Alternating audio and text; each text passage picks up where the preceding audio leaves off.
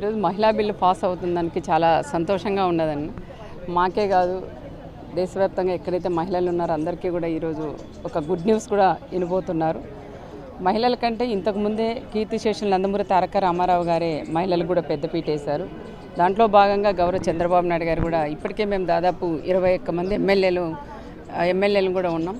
దీంట్లో కొంతమంది అడిగారు, రాజకీయ కుటుంబంలో వచ్చిన వాళ్ళకే మళ్ళీ మహిళలకు ఇస్తారా అని కూడా అన్నారు. ఆ విధంగా కాకుండా మొన్ననే చంద్రబాబు నాయుడు గారు చాలామందికి రాజకీయ కుటుంబాల వారసత్వం కాకుండా చాలామంది మహిళలకి ఎమ్మెల్యేలుగా కూడా తీసుకొచ్చారు. దాంట్లో భాగంగా ఇప్పుడు మహిళా బిల్లు కూడా పాస్ అవుతుంది. దానికి చాలా సంతోషంగా ఉంది. చాలామంది చట్టసభల్లో కానీ అసెంబ్లీలో కూడా మహిళలు ఎక్కువ మంది కూడా వచ్చేదానికి అవకాశం ఉంది.